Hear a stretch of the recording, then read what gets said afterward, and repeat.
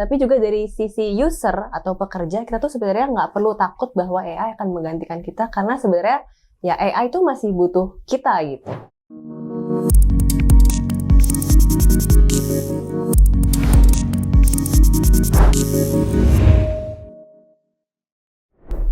Halo semuanya, selamat datang di podcast Partner in Tech.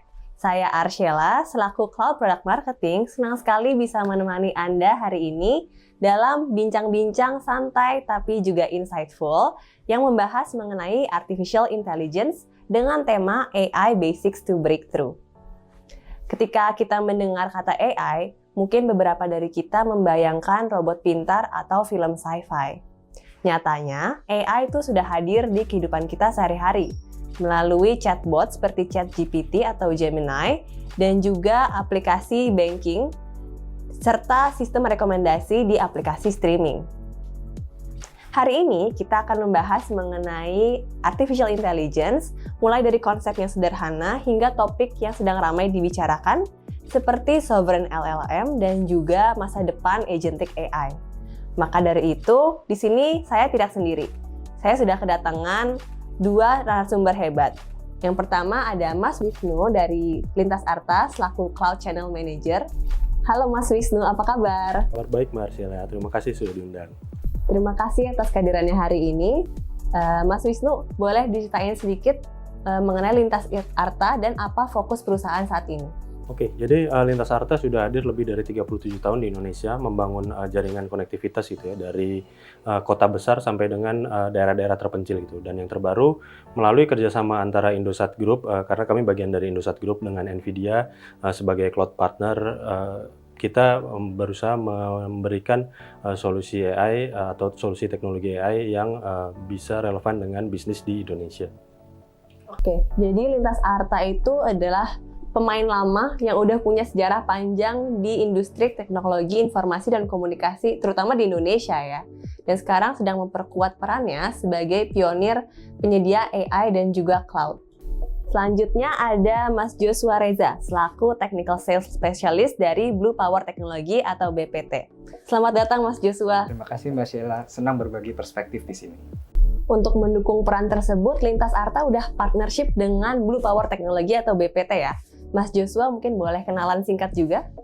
Perkenalkan, nama saya Joshua Reza Lukito sebagai Technical Sales Specialist di BPT. Nah, BPT sendiri sudah 20 tahun bergerak di bidang IT Infrastructure untuk memberikan solusi dari sisi nggak cuma dari hardware, tapi solusi dari sisi cloud, software, dan juga yang terakhir itu adalah dari hardware GPU, seperti itu.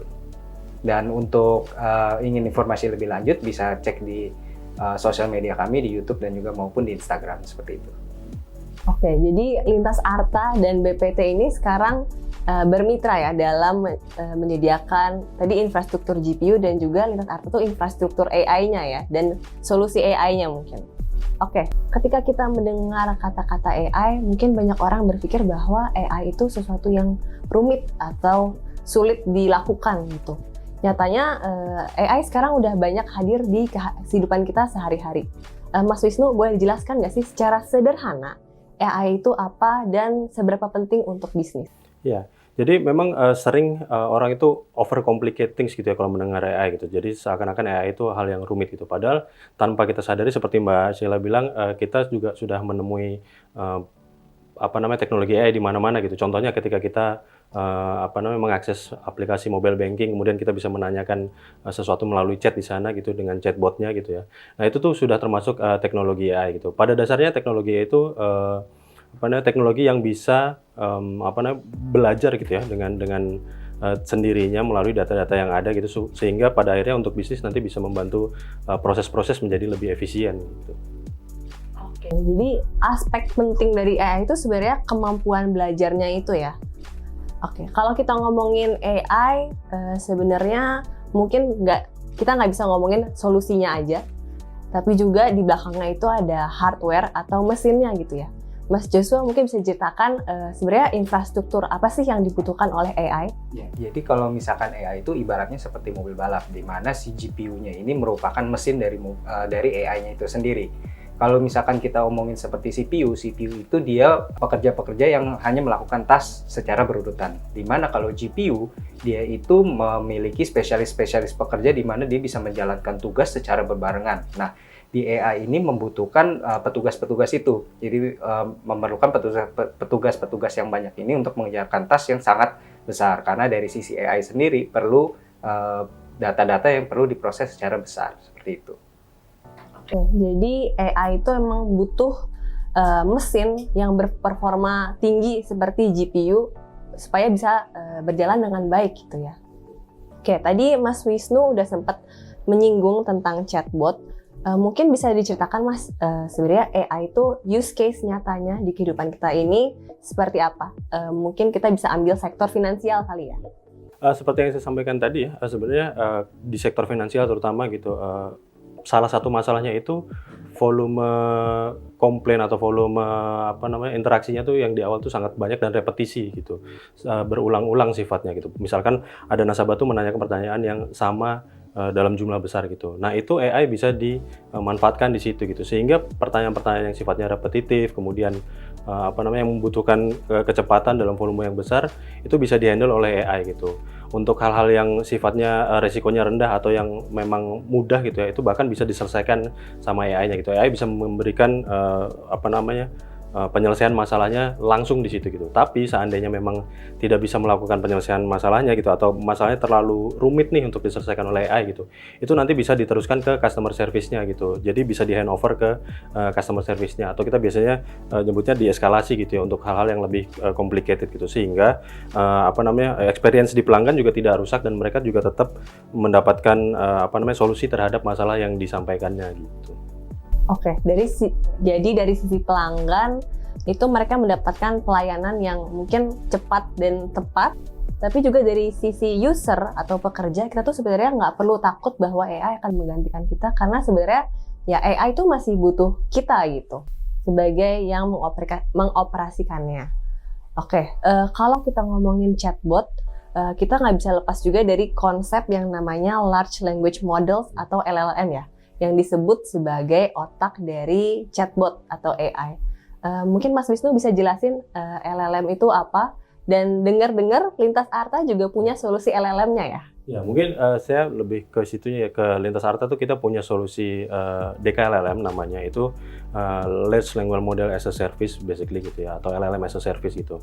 Dimana biasanya itu ya, masalah-masalah untuk enterprise atau perusahaan itu kalau mau mengimplementasikan LLM tuh mereka investasinya cukup besar gitu, karena mereka harus investasi di infrastrukturnya gitu ya, di hardware-nya, kemudian di software-nya juga gitu. Nah, kita memberikan solusi DKLLM ini untuk membantu perusahaan-perusahaan supaya tidak perlu menginvestasikan cost yang besar gitu untuk di awalnya, untuk cater tadi ya, infrastruktur, hardware, dan juga softwarenya gitu, sehingga perusahaan bisa langsung saja mengadopsi teknologi LLM ini gitu untuk kebutuhan use case di masing-masing perusahaannya gitu. Nah, di kita juga mungkin salah satu value-nya adalah sudah kompatibel dengan model-model LLM yang ada gitu, yang populer gitu ya, seperti OpenAI, Qwen, atau mungkin DeepSeek gitu.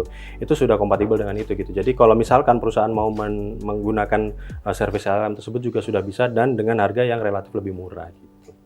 Oh, jadi DKLLM ini sangat mempermudah adopsi AI ya bagi bisnis-bisnis. Jadi tadi kalau dibilang LLM itu otaknya, kita tinggal mengadopsi si LLM ini dari DKLLM, dan bisnis bisa membuat solusi AI mereka sendiri atau aplikasi AI-nya dengan lebih mudah dan mungkin lebih efisien ya tadi katanya. Oke, kalau dari sisi solusi seperti itu, solusi aplikasi, kalau dari Mas Joshua nih, sebenarnya LLM itu butuh hardware atau infrastruktur yang seperti apa ya Mas? Karena LLM itu merupakan large language model seperti Pak Wisnu bilang, jadi memerlukan GPU yang sangat besar, dan nggak cuma besar, dan juga pastinya banyak karena data-data yang diproses itu banyak. Nah, dengan adanya ini berarti kebutuhan untuk infrastrukturnya pun juga butuh yang besar, dan which is dimana itu akan mahal harganya, karena harga GPU ini nggak cuma ratusan, mungkin bisa miliaran totalnya. Nah, dengan adanya GPU as a service ini, jadi kita tidak harus memiliki barang tersebut. Dengan adanya GPU as a service, jadi kita bisa menyewa infrastruktur yang kita butuhkan untuk kita menjalankan AI tersebut, seperti itu. Oke, jadi tadi dengan GPU as a service dari BPT, itu kemudian diolah oleh Lintas Arta menjadi LLM as a service dan bisa digunakan oleh bisnis gitu ya. Dan LLM dan GPU ini ya tentunya saling go hand in hand, berkolaborasi supaya aplikasi AI-nya berjalan dengan baik atau memiliki performa yang baik gitu. Kalau ngomongin mengenai AI atau LLM, sebenarnya kita tahu bahwa pengembangannya itu paling maju ada dilakukan oleh pemain-pemain global ya, perusahaan-perusahaan global gitu. Tapi ternyata ini tuh malah menimbulkan kekhawatiran seperti kayak gimana sih keamanan datanya kalau kita menggunakan penyedia global-global ini, terutama di Indonesia itu ada beberapa industri yang punya regulasi yang ketat ya. Nah, kalau dari Lintas Arta, bagaimana Lintas Arta bisa menjawab isu ini, Mas? Ya, jadi sebenarnya kalau kita ngomongin isu besarnya gitu ya di AI atau teknologi sebenarnya pada secara general gitu ya, itu memang masalah keamanan data itu jadi concern yang lumayan sering gitu ya diinikan oleh pelanggan gitu. Nah, di Lintas Arta makanya kita menggalakkan gitu ya. Nah, kita menyebutnya sovereign cloud gitu ya. Jadi semua data center yang dimiliki oleh Lintas Arta itu ada di Indonesia gitu. Sehingga semua software atau semua aplikasi yang berjalan di cloud tersebut itu datanya tidak keluar dari wilayah Indonesia sehingga tidak melanggar regulasi yang ada gitu ya. Misalkan kita bicara beberapa regulasi itu seperti di OJK, kemudian UU Perlindungan Data gitu ya atau UU pemerintah nomor 71 kalau nggak salah saya tahun 2019 gitu ya. Nah, itu juga menghindarkan kita dari ada namanya Cloud Act gitu ya di US sana gitu atau di global sana, sehingga yang bunyinya tuh pemerintah luar negeri atau pemerintah US itu bisa mengakses semua data yang ditaruh di cloud-nya provider-provider dari Amerika gitu, sehingga walaupun gitu ya hyperscaler atau beberapa cloud besar di Indonesia itu yang ada di Indonesia menyatakan kita punya data center di Indonesia, tapi Cloud Act-nya itu berbunyi bahwa mereka tetap bisa mengaksesnya gitu, pemerintah US mengakses ketika dibutuhkan gitu. Sedangkan di Lintas Arta itu tidak kita berlakukan seperti itu karena memang kita perusahaan lokal dan juga semua data centernya ada di Indonesia gitu. Oh, lumayan mengkhawatirkan ya kalau perusahaan global itu bisa mengakses data kita tanpa kita ketahui. Makanya sovereign cloud ini jadi solusi yang lumayan menjawab dan menenangkan isu ini ya. Oke, kalau gitu setelah kita ngomongin solusi-solusi atau contoh-contoh model, mungkin kita bisa lanjut ke hardware atau infrastruktur ya, karena ini merupakan bagian yang sering kita lupakan kalau kita lagi ngomongin AI. Mungkin Mas Joshua bisa menjelaskan seberapa penting sih GPU ini untuk AI? Jadi kalau di AI ini kan membutuhkan GPU yang banyak dan juga harus memiliki GPU yang banyak dan besar kan. Jadi belum semua perusahaan berani untuk berinvestasi di infrastruktur seperti itu, karena kenapa membutuhkan daya yang besar, membutuhkan banyak engineer yang perlu bersertifikasi untuk menjalankan GPU tersebut. Makanya kita ada yang dinamakan seperti di Lintas ini GPU as a service, di mana kita bisa merasakan performa itu tanpa harus kita mengimplementasikan infrastruktur yang ada di perusahaan tersebut gitu. Nah, dari sisi BPT sendiri, BPT menyediakan engineer yang sudah bersertifikasi untuk menginstalasi di berbagai macam environment seperti itu. Oke, jadi BPT tuh punya solusi GPU as a service yang all-rounder ya, scalable dan juga efisien untuk adopsi AI. Iya, seperti itu. Dan juga kita juga sudah punya engineer yang bersertifikasi untuk kita menginstalasi GPU tersebut, seperti itu. Oh ya, dan ada tim operasionalnya juga ya? Iya, betul sekali. Oke, kalau kita ngomongin tentang AI, sebenarnya sekarang tuh lagi ada buzzword yang banyak banget disebut-sebut, yaitu agentic AI.